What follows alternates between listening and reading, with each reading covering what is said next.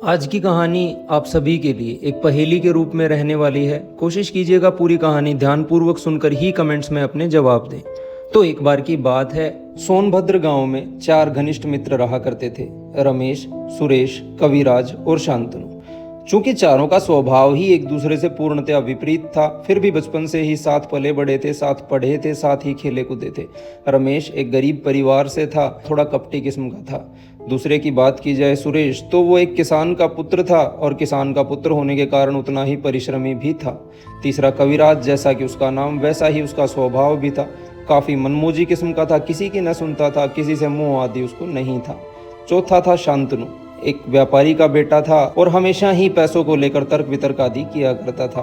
अब एक एक कर दिन बीतते गए और चारों ने ही अपनी जवानी में कदम रखा। साथ में टहलना अभी भी वो लोग जारी रखते थे। तो एक दिन यूं ही वो गांव से निकलकर खेतों की ओर टहलने के लिए गए थे। वहां कुछ देर मस्ती मजाक उन लोगों ने किया, लेकिन जैसे ही वो भागदौड़ मचा रहे थे, उनमें से सुरेश का पैर जमीन पर पड़ी एक हांडी में जा लगा। पैर लगते ही उसे चोट तो काफी लगी। अब तीनों हैरान थे कि पैर कहाँ धंसा, जिस कारण सुरेश गिर गया। तो उन्होंने वहां जाकर देखा। थोड़ी सी मिट्टी हटाने पर कविराज ने देखा वहां तो एक छोटी सी हांडी दफन है। अब चारों का मन लालसा से भर चुका था, तो चारों बैठने के बाद सलाह हुई कि इसे निकाल लिया जाए। इस पर सुरेश ने कहा कि जिसका खेत है हमें पहले उससे संपर्क करना चाहिए, लेकिन बाकी तीनों ने मना ही कर दी कि नहीं, हमें मिली है तो हम निकाल लेंगे। अब कुछ देर की सलाह मशवरे और थोड़ी बहुत बहस के बाद यह निर्णय हुआ कि हांडी को निकाल ही लिया जाए। इस पर सुरेश ने जमीन को थोड़ा सा खोदा और खोदते ही हांडी बाहर आ गई। अब एक हांडी थी जिसके अंदर सिक्के दफन थे। सिक्के भी ऐसे वैसे नहीं, सोने के सिक्के। धन तो था, लेकिन धन बस इतना ही था कि उन चारों में से एक आदमी का गुजर बसर हो सके जीवन भर का। अब इस पर चारों विचार में पड़ गए कि अगर इसको बांट लेते हैं तो किसी का भी भला न हो सकेगा।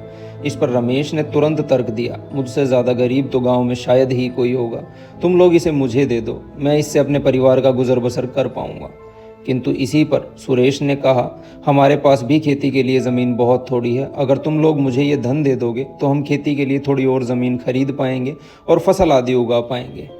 इस पर कविराज कुछ न बोला। उसे धन के प्रति कोई मोह नहीं था, उसे लालसा थी तो बस गड़े खजाने की, वो बस देखना चाहता था उसमें क्या होगा। कविराज कुछ भी नहीं बोला और शांत बैठा रहा। अंत में बचा शांतनु। शांतनु ने रमेश से कहा, मान लिया तुम गरीब हो और इससे तुम्हारा कुछ दिन का गुजर बसर हो जाएगा, किंतु तुमने अपने जीवन में इतना धन नहीं देखा है, तो तुम्हारे लिए ये बड़ा हानिकारक हो सकता है।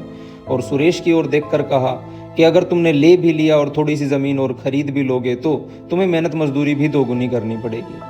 इस पर तुम लोग मुझे ये धन दे दो, मैं इसे व्यापार का बढ़ावा करूंगा और हम तीनों को ही जीवन भर मैं थोड़ी बहुत इसकी कमाई का हिस्सा देता रहूंगा। तो रमेश फिर से तपाक से बोला, गरीब हुआ तो क्या हुआ, हर एक धर्म कहता है गरीब की सहायता करना ही परम धर्म है, अतः इस धन पर तो मेरा ही अधिकार बनता है। अब सुरेश से भी चुप न रहा गया। सुरेश ने कहा कि हांडी में पैर तो देखो मेरा धंसा था और भगवान भी यही चाहता था कि यह हांडी मुझे मिले और फसल उगाकर लोगों का पेट भरने का कार्य करता हूँ, तो इस पर हक मेरा बनता है। इस पर कविराज अभी भी चुप ही बैठा था, उसने इस पर कुछ नहीं कहा।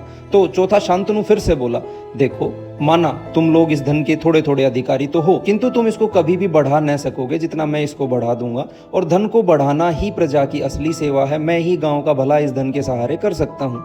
तीनों ने ही अपना अपना तर्क पेश करने के बाद कविराज की तरफ देखा कि भाई कविराज, तुम्हें तो किसी से मोह लगाव आदि है नहीं, तो कम से कम तुम ही बताओ कि हम में से यह धन किसको मिलना चाहिए। इस पर कविराज ने कहा, तुम में से किसी का भी पक्ष लेना मेरे लिए संभव तो न हो पाएगा, अगर तुम तीनों चाहो तो मैं इसे बराबर बांटकर तुम में दे सकता हूँ। तो इस कहानी से आपको क्या समझ आया, आप क्या सोचते हैं, वो धन किसे जाना चाहिए और उस धन का पूर्ण इस्तेमाल कौन कर पाएगा? कमेंट करके मुझे जवाब जरूर दीजिएगा।